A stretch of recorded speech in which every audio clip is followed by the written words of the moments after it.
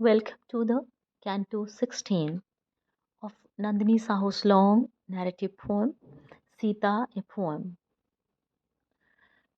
The Canto 16 takes me towards the creation of a feminist intellectual discourse. I have an engagement with feminist discourse analysis in this particular canto.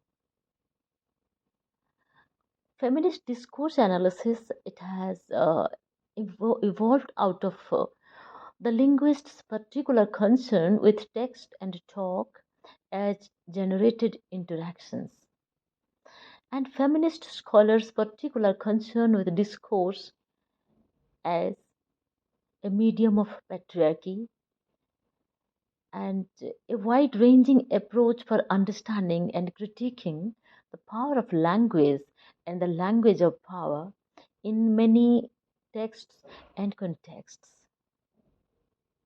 Feminist discourse analysis understands discourse as establishing categories of inclusion and exclusion that are related to patriarchy in some particular scheme.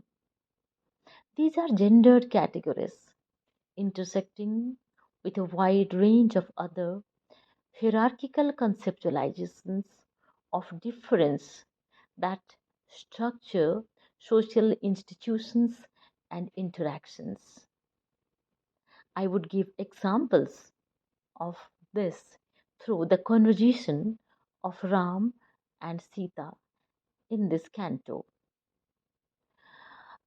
Feminist discourse analysis, it is a kind of manifestation of the differences and the powers that any kind of discourse withholds.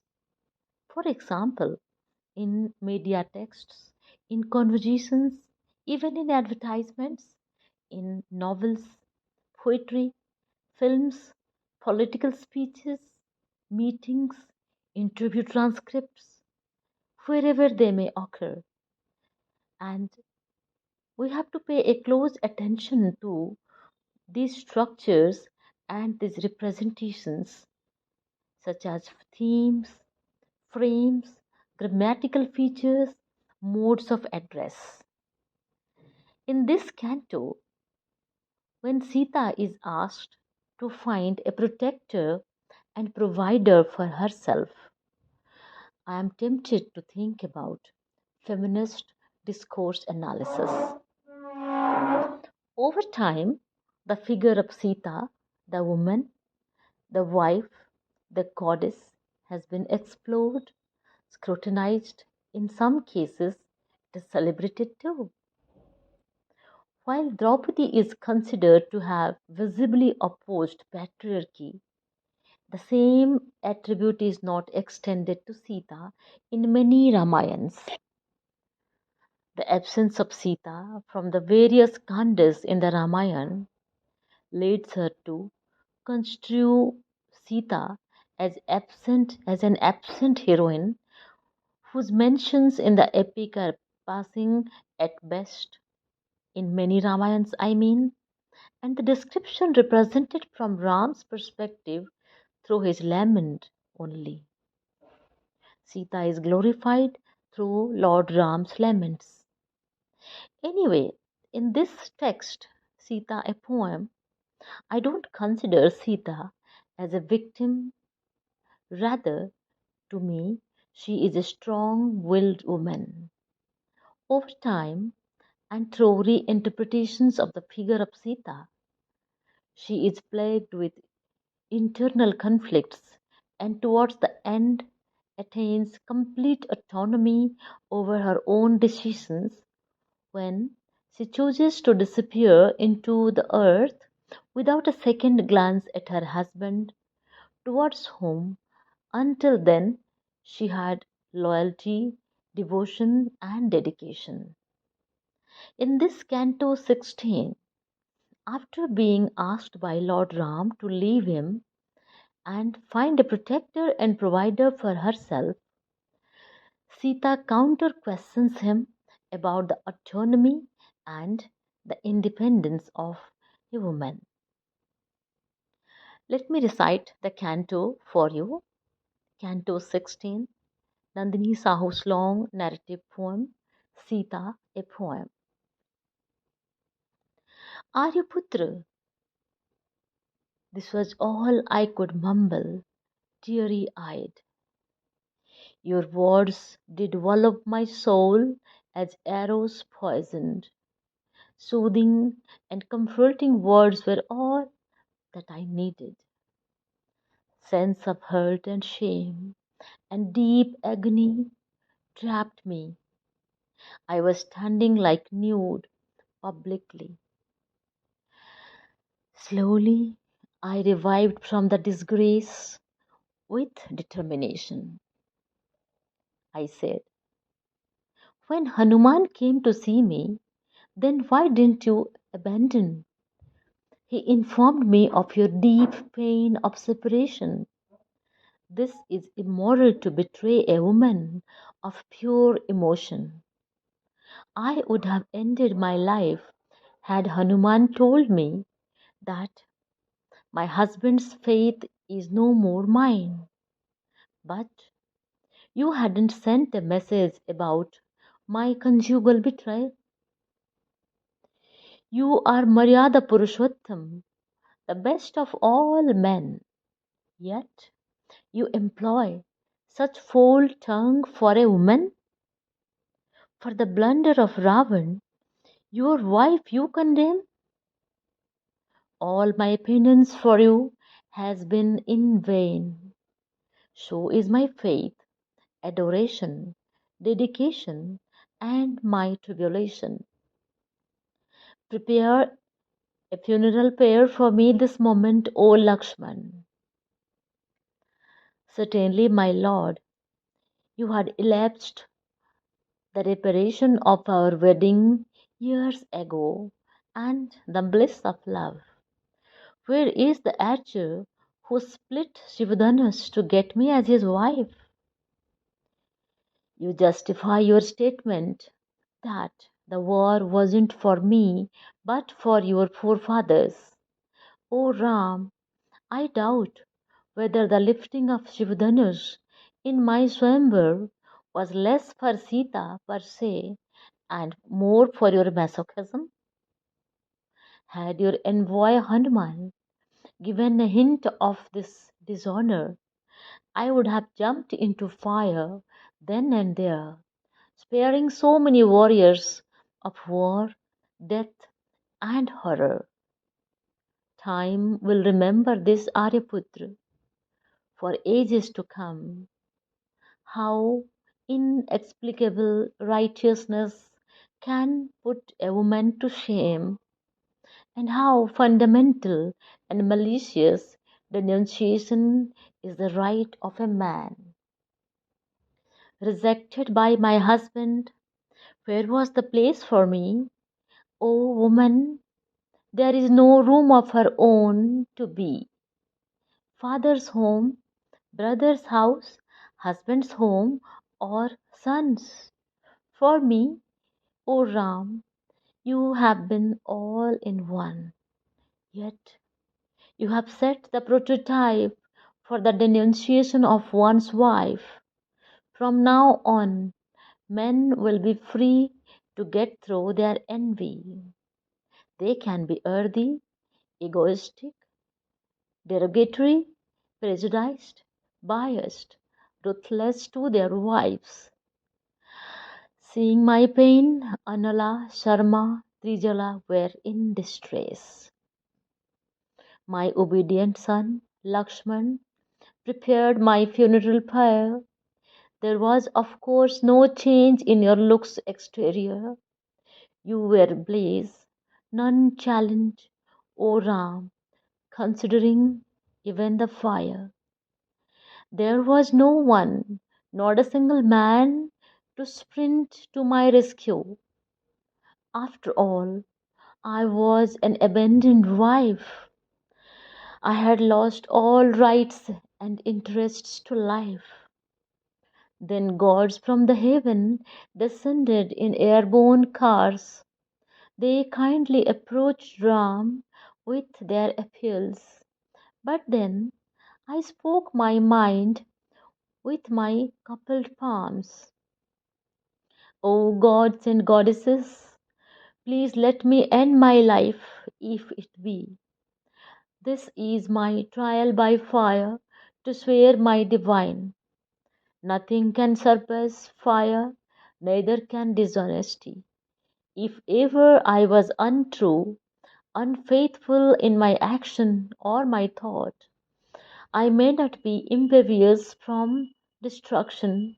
Shield me or smolder me to ashes, O fire god divine.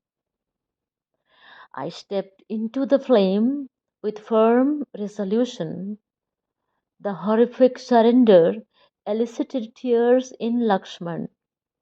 Cried Hanuman, Vanaras, Rakshasas, in that moment torn. Time became temporal and then timeless, as I was baptized by fire immortal. In the yellow magnificence of fire, I stood rebelliously still to testify my transcendental sacredness. In person, the fire god appeared from the fire emblazoned, carrying me in his fatherly arms, cosmic and benign. Fire testified my purity. Ram witnessed his untainted wife, distorted by the authority of alchemy, for his life. I got the radiance of the sun.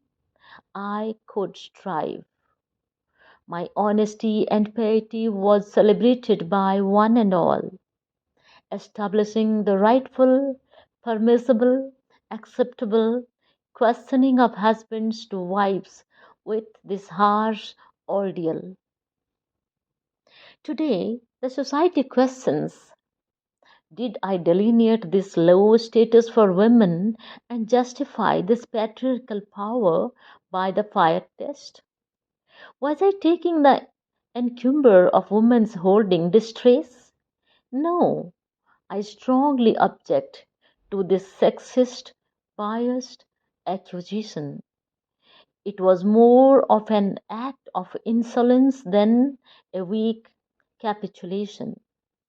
I did not endorse a tradition of silent suffering and subjugation.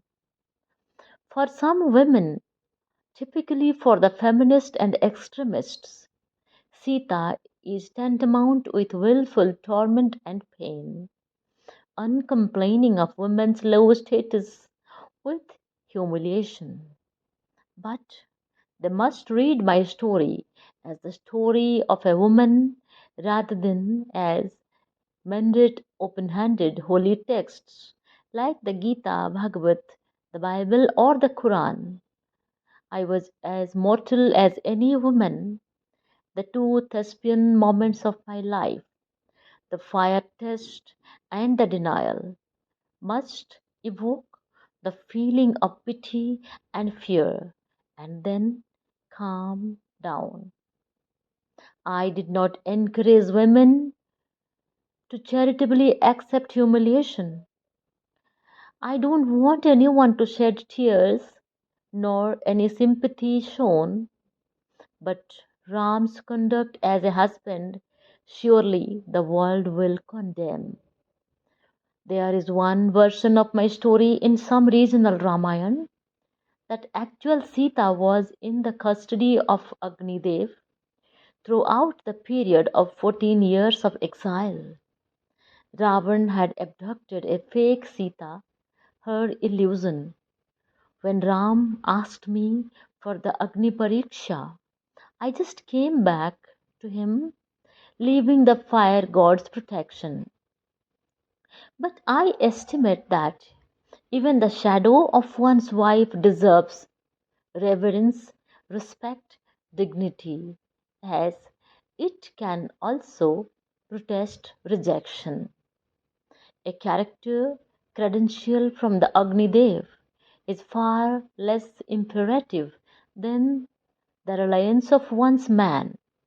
The other day, I heard some elite call me names and inform, the custom of bride burning in India has been subjective to Sita's fire trial. I do not blame them for forgetting that. I rather stand erect for autonomy and feminine free will. I left a feeble male eternally stigmatized, until today the social verdict speaks for a woman. Ram withered in this standing due to his blemished opinion of me, while I ascended in public evaluation. His brother, mother, devotees did not approve of this, and I boldly abandoned his command time and again. In Indian mythology, Durga or Kali are not only combatant goddesses and the demolishers of malevolence, they are also fostering, tolerant, kind hearted mothers. I am that side of a woman who cannot be enduringly enraged. I nurture magnanimity in my heart to counterbalance the chaos of the civilization. My feminine embodies the Shakti and Bhakti, the power and devotion that rejuvenate nature. I looked like one uncomplaining victim that I wasn't so. It was my non-violent coexistence like Mother Nature. Oh, feminists, calm down. Rationalize your one dimensional pessimistic tag of Sita, the woman. My story is not the citation about the intimidation, coercion, and defeat of a woman. Remember my treatment of Ravan at the other spectrum. My audacity to stand alone would make the demons of every age not dare to consider women as fervently available. Rather, women who demonstrate potency would be venerated by the traditional Indian men. Women can be mother figures, they can control the family, exercising power, would be goddesses of virtual, compassionate mother, self assertive wife, dutiful daughter, woman on a special pedestal. Sans all intellectual slavery, this is my feminine moral. By being flexible and dignified, a woman need not be frail. By not striking back hurriedly like an unrestrained individual, she need not be called feeble. Not saying harsh words to Ram, I have shown greater strength. It was my venerable, non-violent confrontation to subjugation and discrimination. With ultimate self control and self reliance, like Mahatma Gandhi, I fought with hostility. It was my courage and conviction. Living sans a husband's protection was my triumphal win. To perceive me as a victim is to condemn the power of peaceful, non-violent, emotional, poignant revolution. I am no object of pity. Remember me as nature humanitarian. Sita and Savitris are never the victims of masculine and chauvinistic demeanor. Trust us beyond the Western feminist politics and thought. This is the need of the hour.